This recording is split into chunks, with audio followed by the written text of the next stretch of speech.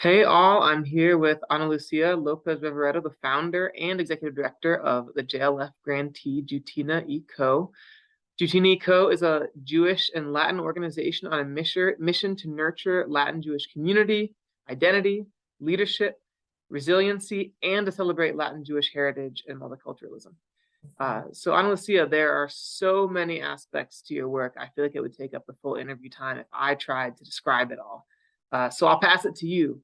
What are the core components of UL's programming? Yeah, thank you, Jordan. So for us, our major program offering, I think the way people recognize us from other organizations is that we began with a community storytelling project called Voces. And Voces is an attempt to really engage more people in writing the history of the Jewish people, specifically within a Latin Jewish context. And so that project Voces, which includes a podcast, is a means in which to engage as many Latin Jews as possible in telling their elements of their story in their own words as a means in which to really deepen and nuance our Jewish mosaic. Another one of our primary offerings is our Puentes Leadership Fellowship.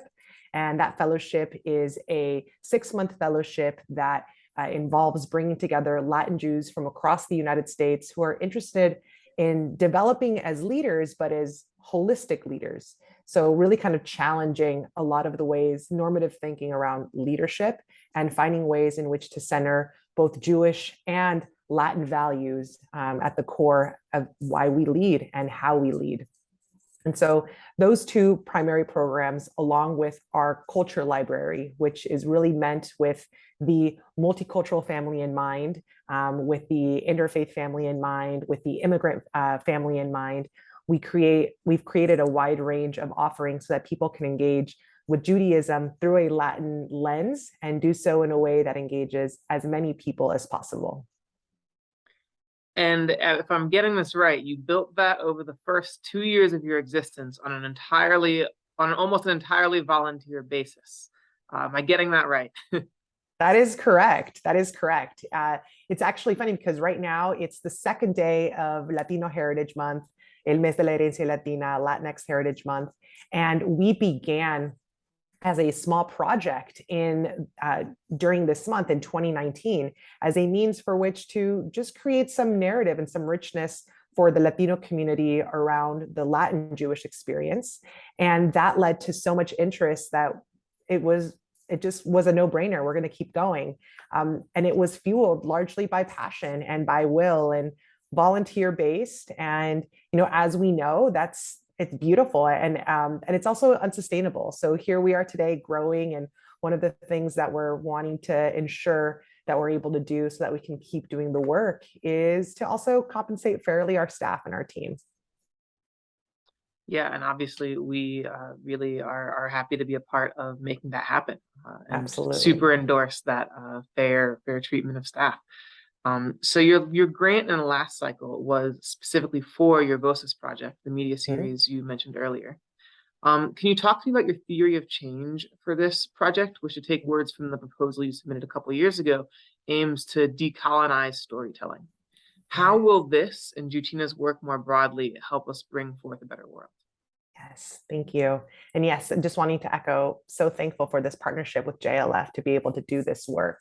And for us, and just kind of bringing back what you said around decolonizing storytelling, what we wrote in our proposal, it's so important. I'm a sociologist. I'm a researcher. I've had the very important role and critical role of collecting stories from folks and being able to present it into spaces that could really advance policy around a wide range of things. And that's a big responsibility and one that I never carried lightly. But at the same time, one that I also wanted to reimagine in this space. Similarly, for when it comes to Jewish history, and the way in which we record history, study history, has been really through a lens of power and those who had access to understanding communities, who were able to have the platform to write whatever data we are now going to be using here in the 21st century around American Jewry. And for me, I really wanted to create as much of an opportunity as possible to engage folks as important storytellers in rewriting the great American Jewish story. And so the theory of change is engaging as many people as possible to see themselves as important collaborators in telling their own story, because we don't tell stories for voiceless folks because we don't believe people are voiceless. We believe in creating platforms and widening platforms and allowing people to tell their story in a way that feels authentic to them. And that's also been important for me as a researcher and as a community organizer. And I think that that's really contributed to us being where we are today, where one's able to go on our website and either engage with a podcast or look at the different stories and see that no two stories are alike. And that's important in unflattening how we think about affinity groups, JOCs, Latin Jews, and we want to continue to do that work. That's a really powerful and eloquent description. And I think that's one of those things, storytelling is one of the things I think a lot of people overlook, understanding the way it's able to shape narratives that affect how we see the world and impact not just the way we see ourselves and see the world, but also the policies that we choose. So tell us a little bit more about the people who are telling those stories. Who are the people you brought in the community? Who is Jewtina y Co? So I always love to say our organization is a national organization with international roots. And what I mean by that is, for folks who might not know this, Latin America has been home to the second largest diaspora of Jews, second to the United States. Okay. And this has been true since the fall of the Ottoman Empire, since the end of World War I. And since then, across 18 countries, Jews developed rich communities, often integrating themselves with the local communities and kind of creating this like trans traditions that come from adapting themselves to new places. Of course, dictatorships, wars, economic instability have led many community members to once again emigrate from Latin America and once again immigrate, and many of them coming to the United States. And it's the main purpose, or the main folks of like who answer that question in terms of like, who is Jewtina y Co? Who are the folks? Yes, a large number are the folks that I'm just referring to, who were either born in Latin America or whose parents or grandparents were born in Latin America or made their way to Latin America as a result of anti-Semitism in the old world, and are now finding themselves in the US and really grappling with the notion of what does it mean to be both Jewish and Latinx in the United States, and how do I navigate those two identities? Additionally, though, and I think it's so important to note, is that what makes our community so rich is that that's not the singular story of our community members. Many members of our community are people who have found Judaism and chosen to walk with Judaism in their life. So such converts in our community are major players of what make our community so rich and important. Also, folks who come from interfaith, multicultural backgrounds, where one parent is Jewish, one parent is not. Their majority of their life has been navigating how those two converge, when it makes sense and when it doesn't. And we're trying to create a place where being just themselves is, you make sense.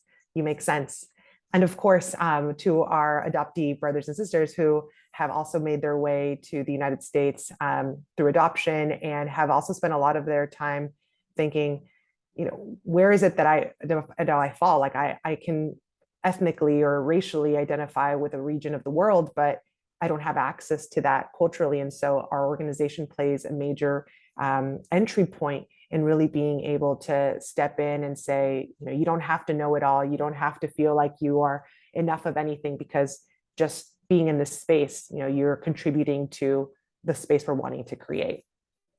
Yeah, it really sounds like you have a lot of different kinds of people, a lot of different kinds of stories, and there's always so much to learn in different communities like that. I'm wondering, this might be a hard question for something that's been so, meaningful to you, but what are a couple of the most powerful things that you feel like you've learned from someone else in the Jewtina y Co community? Can you share us a hard-hitting moment or two? Yeah, I mean, I think probably the parts that have impacted me the most have been conversations that I've had with community members who have expressed never really fully feeling full, like in terms of like themselves in any Jewish space, until they got to Jewtina y Co. And I actually had a beautiful conversation with someone who said that Judaism always brought them so much life, but so much of their identity was dormant in Jewish spaces because it needed to be in order to really feel as if they were being accepted and feeling as if, they needed to get done what needed to get done to be seen as Jews. And until they were able to find our community. And I feel like that to me was such a moment of reckoning in terms of, wow, there is, when it comes to Jews in the United States, there are so many experiences that push us away from our community. And yet continuously Jews of color, Latin Jews, Jews of multicultural backgrounds are still finding themselves and wanting to find a place for themselves in Jewish life. And so to be able to create a place where they can do that and be fully themselves is something that's been really hard hitting and powerful for us.